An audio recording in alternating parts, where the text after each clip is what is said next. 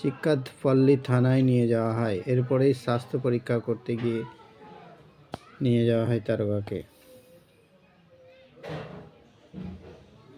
Welcome my channel. জামিন পেয়েও সারা রাত জেলের মধ্যেই থাকতে হলো আল্লু অর্জুনকে। জেলে রাত কাটানোর পর ছাড়া পেলেন তিনি। নথি দেরিতে পৌঁছানোয় গতকাল জামিন হয়নি তার। আজ সাত সকালেই নথি নিয়ে জেলে হাজির হয়েছিলেন আল্লুর আইনজীবীরা। নথি পৌঁছাতেই জেল থেকে ছাড়া পেলেন তিনি।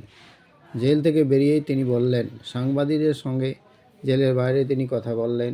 অভিনেতা বলেন, আমি একজন আইন মান্যকারী নাগরিক এবং সব রকম দিক দিয়ে আমি আইনের সাহায্য করব। আমি আবারও ভুক্তভোগী পরিবারের প্রতি সমবেদনা জানাতে চাই। এটি একটি দুঃখজনক ঘটনা ছিল। জেল মুক্তির পরই অভিনেতাকে তার বাড়ি ছেড়ে দেওয়া হয়। বাড়ির বাইরে আবেগপ্রবণ হয়ে পড়েন আল্লুর স্ত্রী স্নেহা রেড্ডি। অভিনেতাকে দেখে জড়িয়ে ধরেন এবং কান্নায় ভেঙে পড়েন স্ত্রী। তার সন্তানেরাও সেখানেই ছিল। উল্লেখ্য, শুক্রবার সকালে পদপিষ্ট হওয়ার ঘটনায় অভিযোগে বাড়ি থেকে গ্রেপ্তার হন আল্লু অর্জুন। প্রথমে এদিন সেই মামলায় মেলেনি জামিন। তারকাকে নামপল্লী কোর্টে পেশ করা হলে 14 দিনের জেল হেফাজতে পাঠানো হয় আল্লুকে। এরপরই তড়িঘড়ি তেলেঙ্গানা হাইকোর্টে আবেদন জানিয়েছিলেন সুপারস্টার আইনজীবীরা।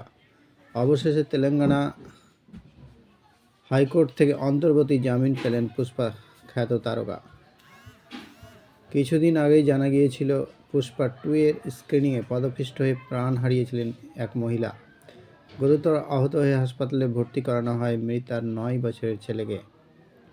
সেই ঘটনায় খোদ ছবির নায়ক আল্লু অর্জুনের বিরুদ্ধে মামলা দায়ের করে পুলিশ। এই ঘটনাতে শুক্রবার সকালে এসসিপির নেতৃত্বে পুলিশের একটি দল অভিনেতার বাড়ি পৌঁছায়। নিজের বাড়ি থেকে গ্রেপ্তার করা হয় আল্লু অর্জুনকে।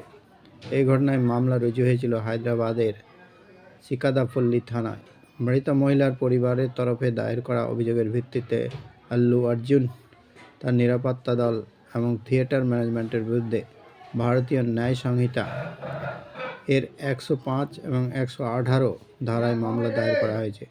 অভিনেতাকে তার নিরাপত্তা দল এবং থিয়েটার ম্যানেজমেন্টের বিরুদ্ধে ভারতীয় ন্যায় সংহিতা এর 105 এবং 118 ধারায় মামলা দায়ের করা হয়েছে। অভিনেতাকে